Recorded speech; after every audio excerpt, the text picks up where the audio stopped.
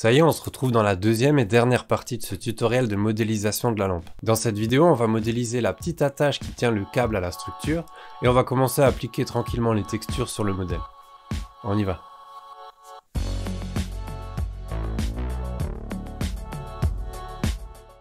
Donc par rapport à la fin de la vidéo 1, j'ai simplement retravaillé légèrement le câble, histoire d'avoir quelque chose d'un peu plus propre.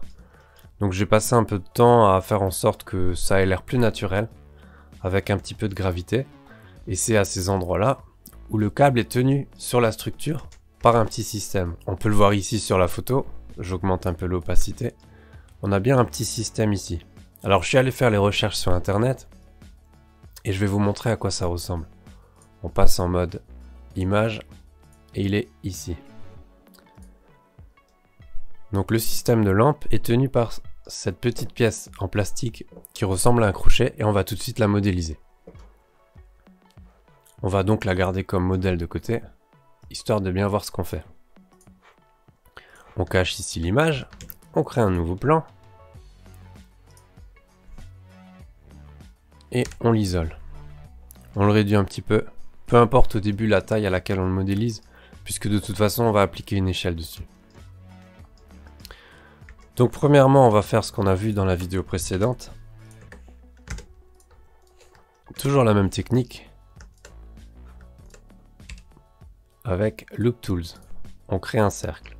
Ensuite, ce qu'on va faire, c'est qu'on va appuyer sur E pour extruder, sur S pour extruder le long d'une échelle, et on va supprimer Z avec Shift Z.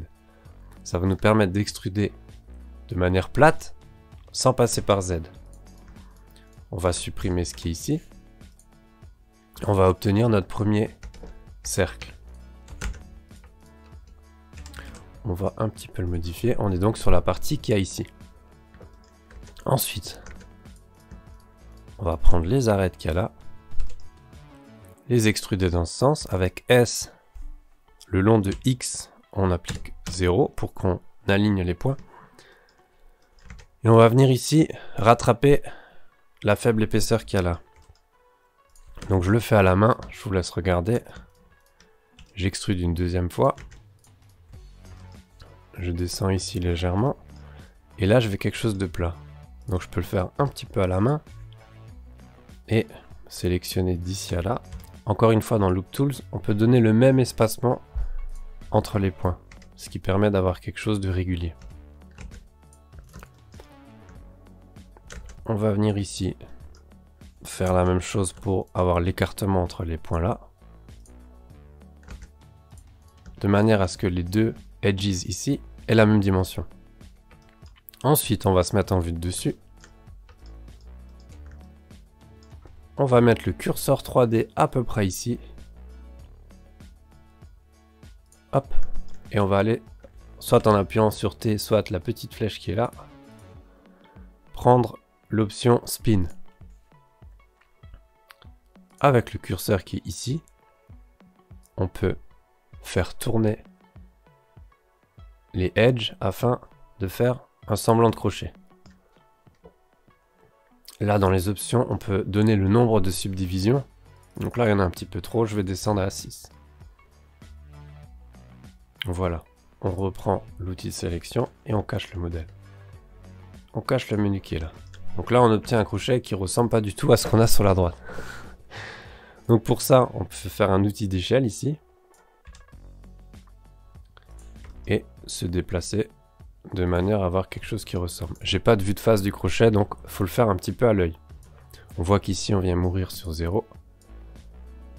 Donc là, je vais déplacer les arêtes qu'il y a là. Comme ça. Voilà, on vient relever un peu ça. Soit on le fait à la main, soit on a un outil ici qui permet de faire des sélections un peu plus larges. Donc si je sélectionne là, cette partie-là, que je monte avec la roulette, vous voyez, j'ai un rond, un cercle blanc qui vient. Ça me permet de tirer plus de points en même temps. Histoire de faire un petit peu une échelle plus large. Donc jusqu'ici c'est de la modélisation, rien de compliqué. Ça devrait aller tout seul pour tout le monde. juste bouger un petit peu, histoire d'avoir un crochet. Donc là, j'applique une subdivision. Et je vais venir bouger un petit peu pour avoir quelque chose d'à peu près correct. C'est-à-dire ici un cercle, histoire de passer un câble dedans. Et là, la partie du câble qui va également dedans. J'essaie d'avoir à peu près le même diamètre. Donc là, commence à être pas mal.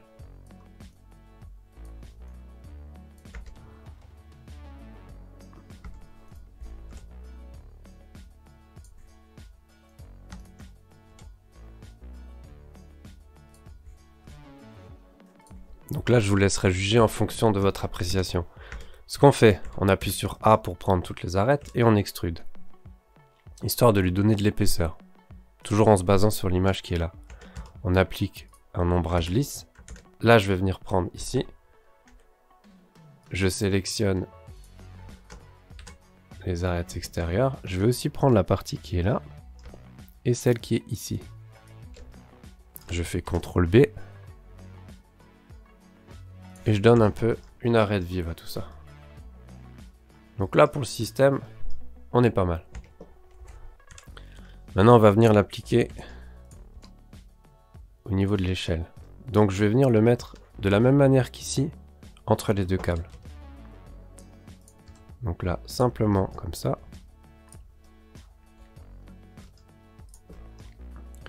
Faire quelque chose de ressemblant. En bougeant un petit peu le câble.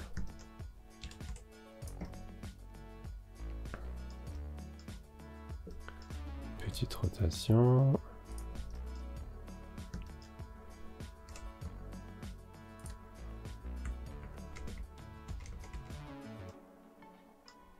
Encore une petite là. Voilà, on est pas mal. On a quelque chose de ressemblant à l'image qui est là. Je vais simplement reprendre ce système pour un peu plus de réalisme, pour venir l'appliquer là. Donc c'est le même diamètre au niveau du crochet, c'est juste un peu plus grand ici. Pour ça, je me mets en face, je sélectionne ce qui est là, j'active ici mon option, et je vais venir simplement augmenter la taille du crochet qui est là.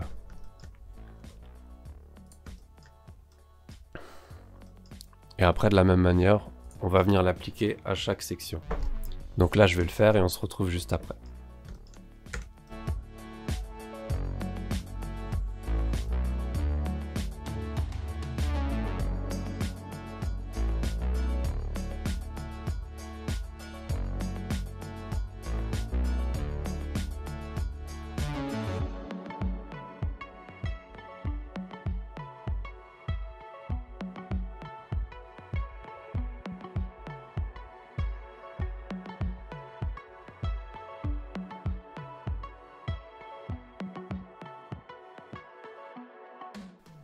Voilà, maintenant qu'on a modélisé les crochets et qu'on approche à la fin de la modélisation, on va venir appliquer des textures. On va commencer par appliquer un HDRI. Donc on vient ici ajouter une nouvelle fenêtre, on va dans Shader Editor et on clique sur World. On obtient ça par défaut, donc ici avec Node Wrangler, CTRL T, on vient ajouter notre image et on va chercher notre HDRI. Donc chez moi, il est ici. Pour les HDRI, il y a plusieurs sites qui existent. Moi, j'utilise un site, je vous mettrai le lien en bas. C'est HDRI Heaven. C'est des HDRI qui sont gratuits, qui permettent d'avoir plusieurs environnements, on a du choix. Je vous laisserai regarder. Donc là, j'ai choisi celui-ci. Et on vient l'appliquer simplement comme ça. Alors, on ne le voit pas chez moi, mais je vais vous montrer grâce à l'éditeur d'images. Donc, il s'agit d'un environnement qui va venir s'appliquer tout autour de notre modèle et donner du réalisme. J'ai pris celui-ci parce qu'il est à l'extérieur et que c'est la lumière que je cherche à avoir. Donc là maintenant, pour l'éclairage extérieur, on est bon. On passe aux textures, on va dans Object, on choisit la partie qu'on veut et on va sur New. On peut tout de suite l'appeler Acier 01 et on va le faire ici à la main sans image. Donc c'est simplement une couleur de base plutôt grise. Comme sur l'image, on vient ajouter ici du métallique pour la réflexion. Et je vais vous montrer comment faire des faux chanfreins. Donc on fait CTRL A et on cherche Bevel. Et on vient l'ajouter au niveau des normales. Ici, on change l'épaisseur en mettant quelque chose de petit. Et vous voyez, on obtient cette arête qui est là. Si je la désactive, vous voyez, on a une arête un petit peu vive. Ça permet de jouer un peu quand on ne l'a pas mis en texture. Ici on l'a, mais c'est pour vous montrer l'exemple. Au niveau des samples, ça dépend encore une fois de la puissance de votre ordi. Moi je le mets à fond. Après on va jouer avec la rugosité de l'acier, qui nous permettra ou non de voir, d'avoir cet effet miroir et de voir l'environnement qui est autour. Donc chez moi, il n'y en a pas trop. Et le spécular, c'est la force avec laquelle le reflet va se voir. Donc là, moi, par rapport à l'image, je suis pas mal. On est peut-être un peu trop foncé. Donc il suffit de changer la couleur qui est là pour un acier un petit peu plus clair. Pour appliquer la texture qu'on vient de créer sur une pièce qui n'en a pas, on sélectionne la pièce qui n'a pas de texture. Avec Shift, on sélectionne également celle qui a la texture qu'on vient de créer et on appuie sur CTRL L. Et là, on fait un lien de matériaux et il s'applique également sur le mât de la lampe. Là, on est bien. Encore une fois, on va prendre la petite attache qui est là, on va faire nouveau et on va appeler ça plastique 01. La couleur de base, il est noir. Il y a beaucoup de spécular, pas mal de rugosité, un petit peu de métallique. Donc là vous jaugez, hein, vous faites comme ça vous plaît le plus. Moi je vais faire quelque chose d'assez rugueux. Voilà, là on vient prendre nos attaches comme je l'ai dit tout à l'heure, celle-ci en dernier et on fait CTRL L, matériaux. On passe au câble, on sélectionne le câble, on fait nouveau. Et on appelle la texture, par exemple, câble 01. On se réfère de nouveau à l'image, on a quelque chose de orange. Donc là, encore une fois, tout simplement, on va dans les tons d'orange. Si vous voulez une petite astuce pour être vraiment bien, on va dans l'éditeur d'image. On sélectionne la lampe.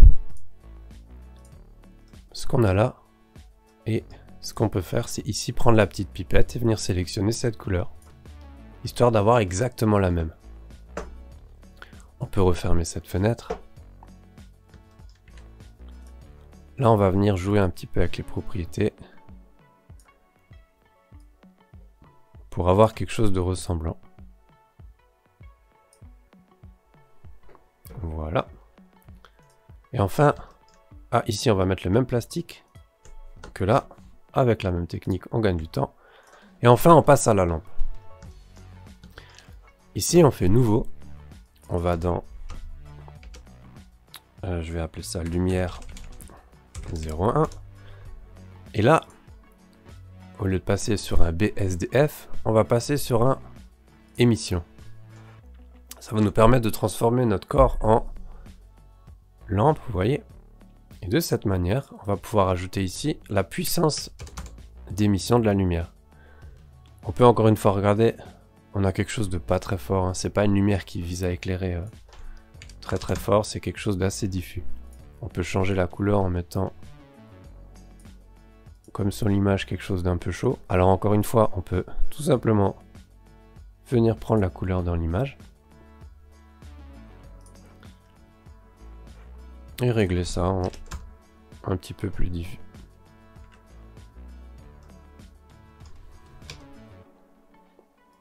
Ça y est pour les matériaux.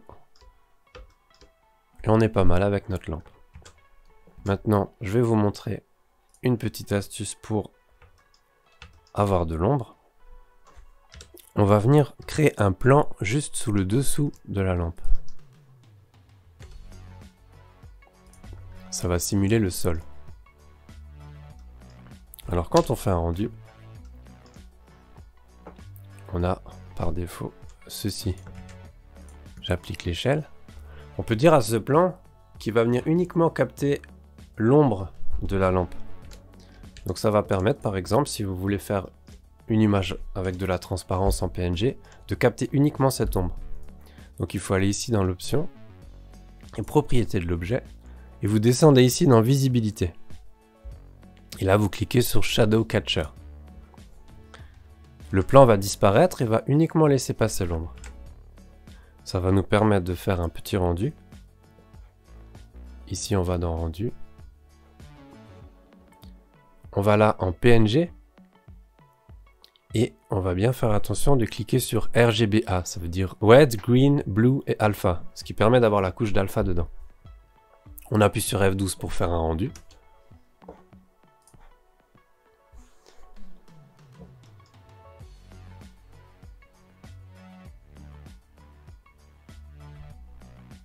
Et on obtient comme ça l'image finale qu'on va pouvoir exploiter de notre lampe.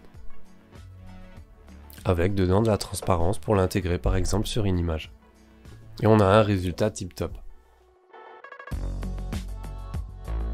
Voilà, c'est la fin de ce tuto en 2 parties sur la modélisation de la lampe. J'espère que vous aurez appris pas mal de choses grâce à ces vidéos. En attendant, je prépare le prochain tuto et je vous dis à la prochaine.